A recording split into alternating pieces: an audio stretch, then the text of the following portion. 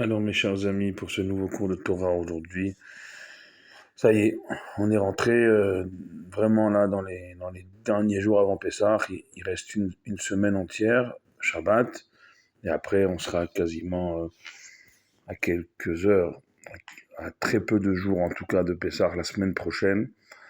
Donc c'est maintenant qu'il faut plus que jamais se préparer, être prêt. On a lu la paracha de Vaïkra hier. C'est la paracha où Akadosh Baruch Hu, à travers Moshe Rabbeinu, il appelle chacun d'entre nous, chaque juif, à l'approche des sacrifices, des corbanotes, notamment du korban Pessah, de l'offrande de Pessah, qu'on espère cette année offrir dans le troisième temple retrouvé à Yerushalayim. Amen.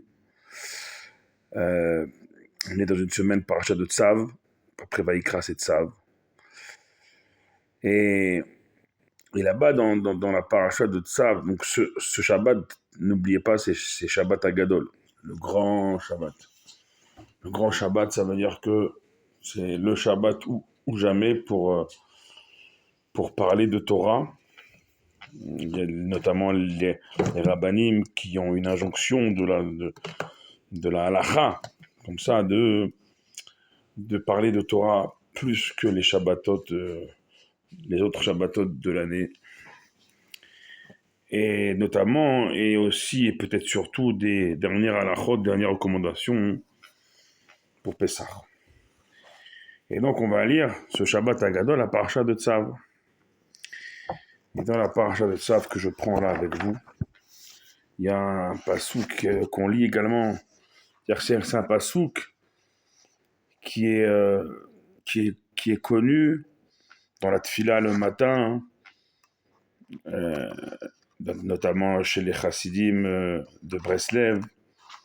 Et c'est un pasouk dans le contexte actuel, on sait ce qui s'est passé hier soir dans le sud d'Israël. Aujourd'hui encore, et on a eu un mort dans le nord. Eh bien, nous ici, notre refuge, notre soutien, notre force, on les trouve dans notre Torah. C'est marqué là-bas. Au début de la paracha de Tzav, on nous décrit tout le cérémonial de Aaron et de ses enfants, les Kohanim, chaque jour, chaque matin, où ils rallumaient le feu sur le Misbéach.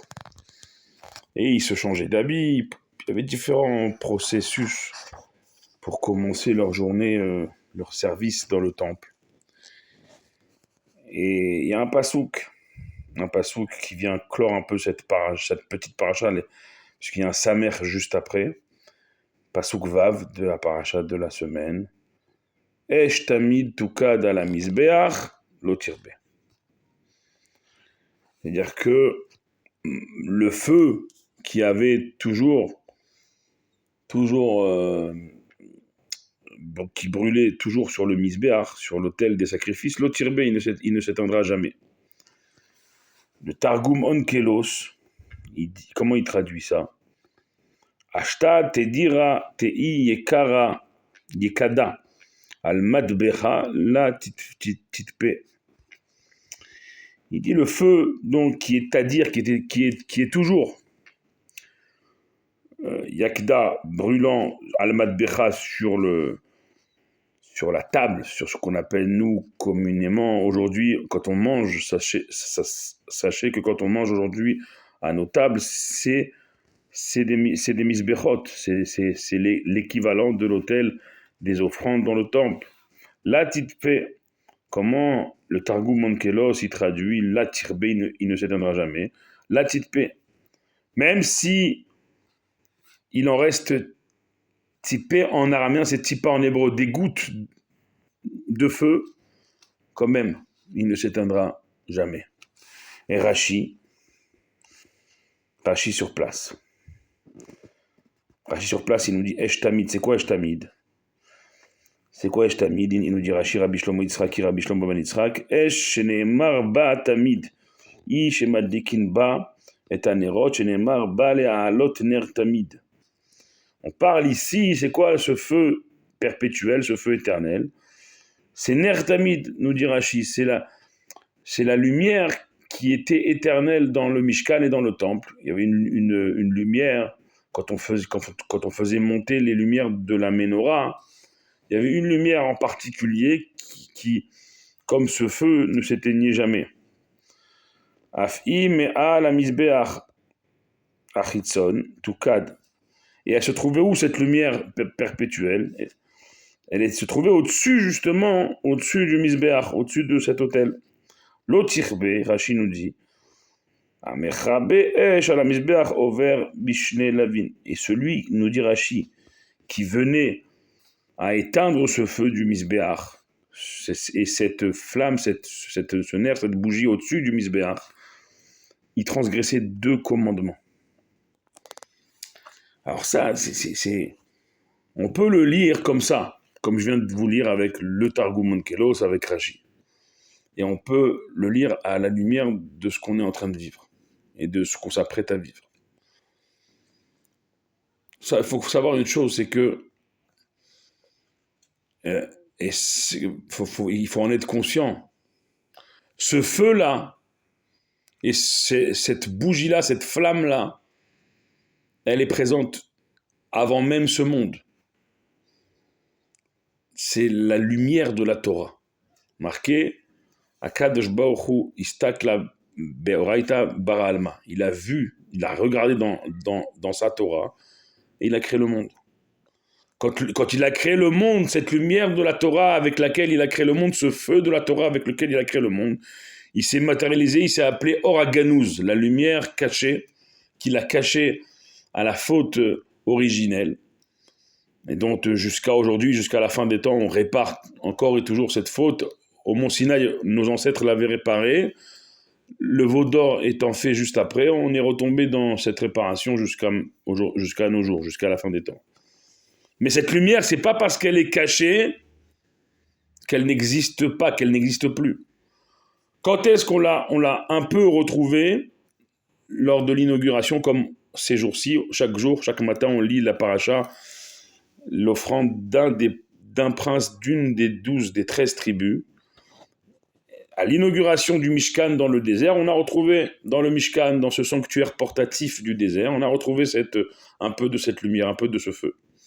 Plus tard, en Eretz Israël, le Mishkan va s'installer à Shiloh durablement jusqu'à ce que le fils de David, Shlomo HaMelech, il construise le premier temple à Yerushalayim sur le mont Moriah.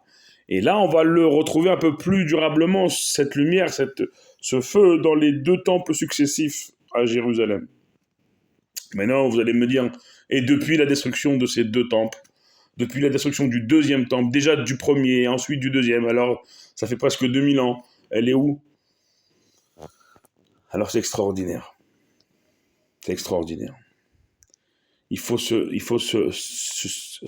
rappeler, se rapporter au verset qu'on a lu dans Shemot, justement, au moment où Dieu il demande qu'on lui construise Dira Batartonim, une demeure pour lui ici-bas, un Mishkan, un Bet Amikdash, une synagogue, un endroit, Arba Amot Alacha.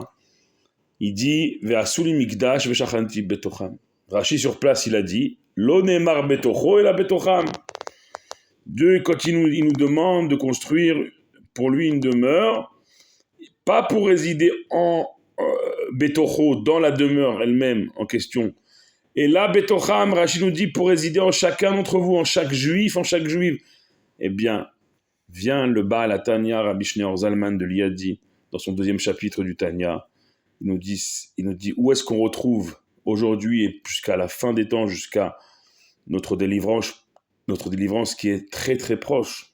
On parle d'une délivrance qui est en train de se jouer devant nos yeux. Eh bien, elle se trouve en chaque juif. C'est ça, pour ça que Dieu, avant même le premier Mishkan, il a mis sa lumière, son feu éternel en chacun d'entre nous, à travers nos neshamot, à travers nos âmes, qui sont, Rabbi Shneur Zalman le dit dans son 2e chapitre du Tanya, Chelek Eloka Mima Al Mamash. On est chacun d'entre nous la partie la plus élevée de Dieu. Concrètement, chacun d'entre nous, c'est ça, cette lumière et ce feu éternel, présent avant même ce monde, que Dieu a caché en chaque juif, en chaque juive, pour la refaire sortir à la fin des temps, très bientôt. Et c'est pour ça que quand un juif, il brûle, il rayonne, il illumine par son comportement, par ses midotes, par ses actes de bonté, par sa tzedaka, par sa tfila, ses prières, ses mots de Torah, son étude de Torah.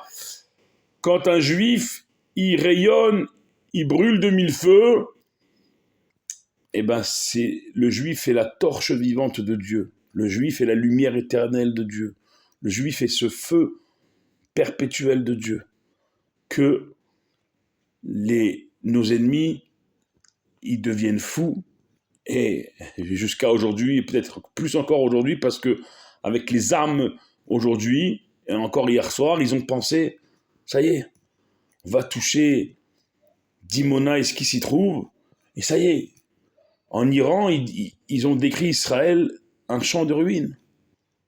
Venez voir par vous-même de vos yeux. Aujourd'hui, les enfants dans les rues de Yerushalayim continuent à entendre leurs rires et leurs jeux.